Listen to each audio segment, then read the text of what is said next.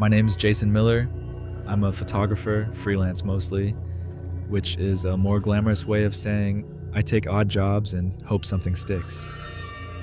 I specialize in rural decay, old towns, places that look like time forgot them. There's a strange poetry in broken windows and peeling paint, and I've always felt drawn to it. Last fall, I was driving through the Appalachian region, somewhere along the West Virginia-Kentucky border, chasing a lead on an abandoned mining town. My GPS had been sketchy for hours, signal blinking in and out like a dying star. I passed rusted mailboxes, crumbling farmhouses, skeletal barns, all perfect subjects. But something pulled me further. I wanted the untouched, the unseen. Late afternoon, I spotted a thin road branching off into the forest. No sign, no pavement, just gravel and dying leaves. I followed it. After what felt like 30 minutes of winding turns and dips, the trees suddenly parted. There it was, a village. It looked pristine, oddly preserved. Small cottages with sloping roofs, white picket fences, and a quaint little church in the center with a copper steeple that gleamed in the setting sun. There was even a general store, like something out of a 1950s postcard. I slowed down, half expecting someone to wave me off, but the place was still. Then I noticed them, people. A woman in a red dress stood by a mailbox. An old man rocked slowly on a porch. Two kids chased each other around a tree. They weren't surprised to see me, just expectant, like they'd been waiting. I parked and stepped out. The air smelled clean but heavy, like after a rainstorm. The woman in the red dress walked toward me, smiling. "Welcome," she said. "You made it." I blinked. Yeah. I think I'm a little lost. Do you mind if I ask what town this is?" She tilted her head slightly, still smiling. "We don't really have a name, but you're safe here, that's what matters." Something about the way she said it. Safe. Not welcome, not friendly. Safe. It chilled me. Still, the village had a strange allure. I figured I'd grab a few shots, maybe ask around, get the story. I told her I was a photographer. She didn't seem surprised. "You'll want to speak with Mr. Alcott," she said. "He keeps the records." She pointed toward a building near the church. As I walked away, I turned back to thank her, but she was gone. Mr. Alcott turned out to be a thin man in his 70s with round glasses and perfectly combed silver hair. His house looked like a miniature library, shelves of books and yellowed papers, the air thick with dust and something floral. "You want to take pictures?" he asked, offering me tea that I politely declined. "Yes, the town. It's beautiful, but I haven't seen anything about it on maps or online." He chuckled, tapping a long finger on the arm of his chair. "That's the way we like it. No roads in, no roads out, except the one you found. And it only appears when it wants to." I thought he was joking, but he didn't smile. I asked how long the town had been here. "Oh, longer than you can imagine. And the people here? We stay." "Why?" I asked. He looked at me, and for the first time, something in his gaze shifted.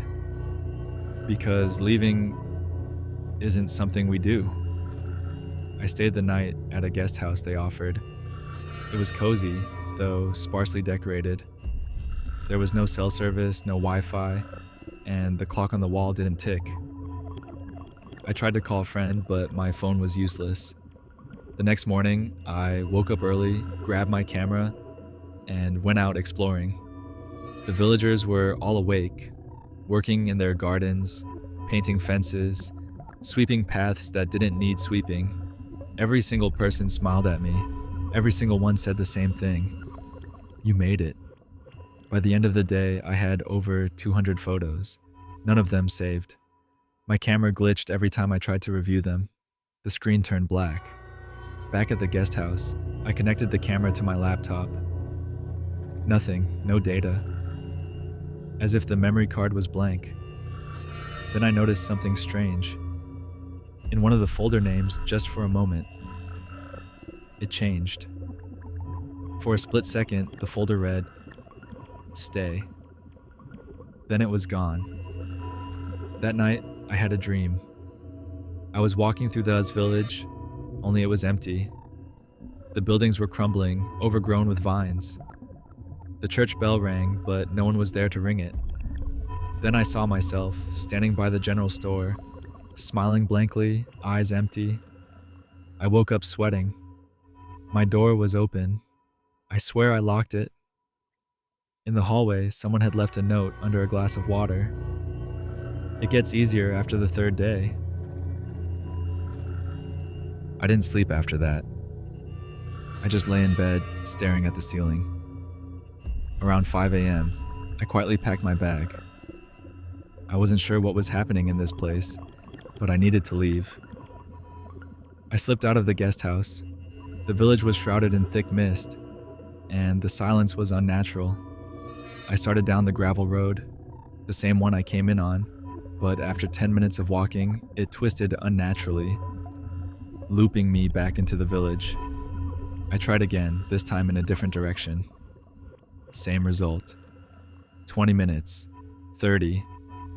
I ended up back at the church, as if the town turned me around.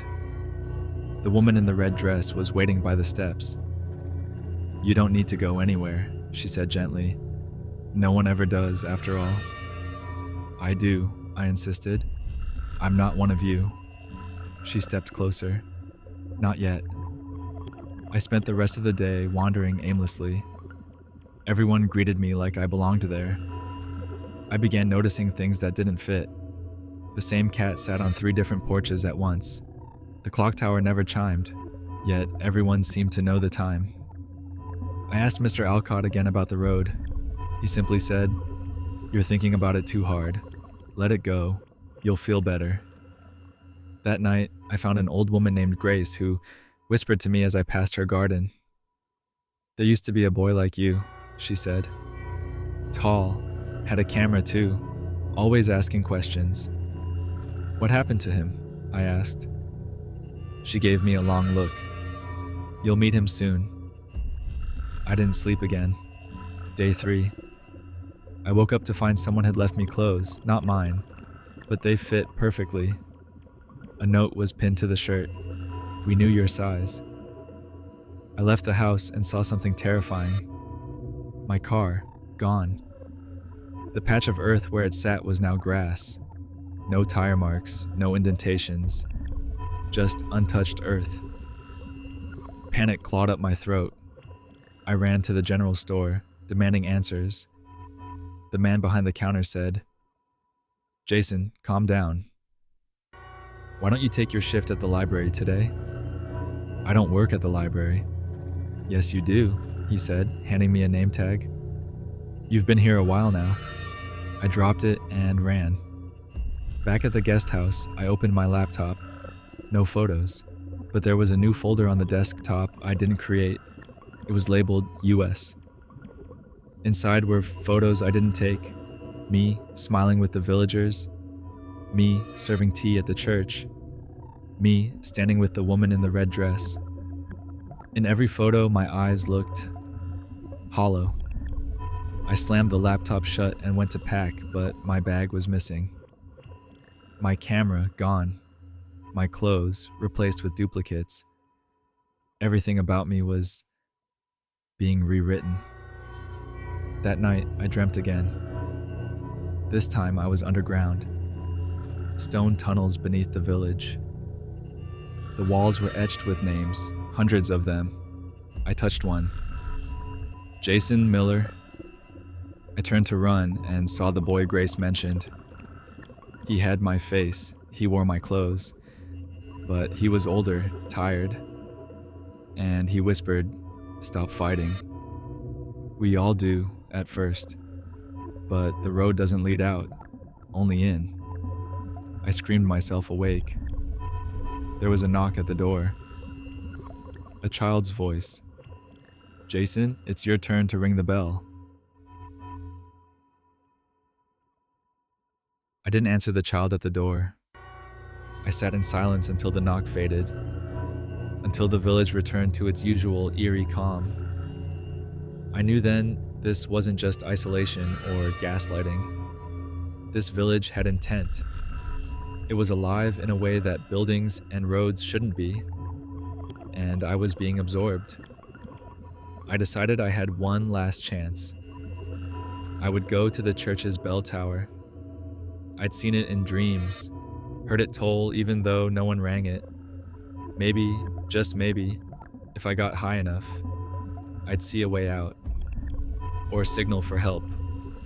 I slipped out while the villagers gathered for their evening routine, synchronized gardening, street sweeping, meaningless tasks to occupy time they no longer counted. The church door creaked open too easily. Inside was colder than it should have been, like the air hadn't moved in decades. Candles flickered in the corners, though I saw no one light them. The stairs to the bell tower were narrow and winding, each step groaning under my weight. I reached the top. From up there I saw it. Miles of forest, no roads, no towns. The world ended in trees, but I also saw something else. The villagers. Hundreds of them. All facing the church. All standing perfectly still. Watching. I turned to the bell, thinking maybe if I rang it just once, it would break the loop, the curse, the trance. I gripped to the rope. Then I heard the voice. "You're not supposed to be here yet." It was me, my voice, but not from my throat. I spun around and saw myself, dressed in the librarian's vest, wearing that same hollow expression I'd seen in the photos. I smiled weakly. "You fought more than most," he said. "But it always ends here. We all return." I backed away, but there was nowhere to go. "I'm not staying," I whispered. Other versions of me began appearing in the tower, one with a camera, one with torn clothes, one silent and crying. Dozens, each representing another failed escape, another surrender. "You're not the first, Jason," the librarian once said. "You're the echo. The village calls. We answer, eventually." I screamed. I grabbed the bell rope and pulled. The toll rang out like thunder. The sky didn't open, no help came. Instead, the villagers smiled in unison. Their lips moved, mouthing the same word. Stay. I don't remember falling. But I woke up back in the guest house. Same bed, same walls. Except this time I felt different. I didn't panic. I went to the mirror. My eyes looked calm, empty, familiar. Outside, the village buzzed with routine. I stepped out, waved to Grace. She waved back. I passed Mr. Alcott, who nodded approvingly. "You've settled in," he said. I nodded, because I had. I work at the library now. I shelf books that no one reads. Sometimes I write names in a leather-bound ledger. The cover reads, "Those who stayed." Jason Miller is written more than once. Sometimes we get visitors, lost travelers, curious photographers. They stay at the guest house, ask questions. I always greet them with the same line. "Welcome, you made it." Because they have. And eventually, they all do.